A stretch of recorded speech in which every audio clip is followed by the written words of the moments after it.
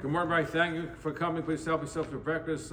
First of all, thank you, Jerry and Sherry Spiel, for sponsoring the whole week in memory of Dr. Seymour Lackman, who is a member of the shul. So thank you. Thank you, Jeffrey Satinsky Esquire, is commemorating the yahrzeit of his beloved mother today, afraid of Shmuel Zev. The Neshama Shavnali, the Torah we learned this morning, should go for her memory. And speaking of the dead, this parsha is called Vayechi, and he lived. But you look at the beginning of the parsha, talks about the death of Yaakov, and the end of the parsha talks about the death of Yosef. So talking about death, and it says, and he lived. What does that mean?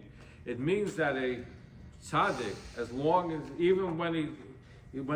he's living, and even after, he's considered alive. Yaakov didn't die because he lives on. We still quote Yaakov, we quote Rashi, they still live. But a Rasha, an evil person, even when they're alive, they're considered dead. And in fact, if you look at the word mace, you turn it around as tam.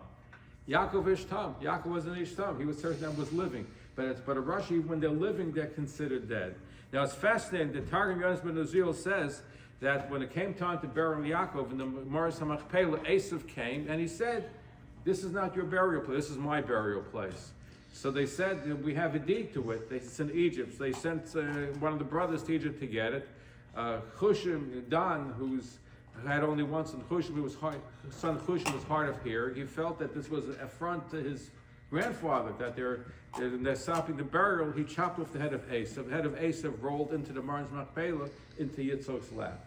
And Esav himself, his body was buried in the Maris HaMachpelah. And this is interesting, is when Avraham went to buy the Maris HaMachpelah, he only wanted the cave. Ephraim sold him the field too. That's where Esav is buried. So it said in the name of the Vilna Gaon that in the written in Torah 6 times, Kavar Meisecha, Ekres Esmesi, bury your dead. It talks about the word kavura before the dead. There's one time where it says in the Torah of Esmescha Kavar, and your dead you should be buried. What does that mean? He says that we're talking about in the cases of Rishon, they're already dead in this world. So they're saying, take your dead and bury it. It's already dead.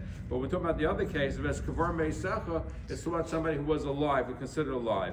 And that's what we're referring over here. That Esav was considered dead, and he's buried inside the Maris, and his head is buried inside the Maris Machpelah, but his body is in the state Ephraim. That's an amazing thing. Esav could have been a great individual. In fact, I heard when I was in yeshiva, they say he could have been a Rosh Yeshiva. He certainly had the capability, but he didn't live up to the capability. His head is buried in the Maris Machpelah. His body is in the field.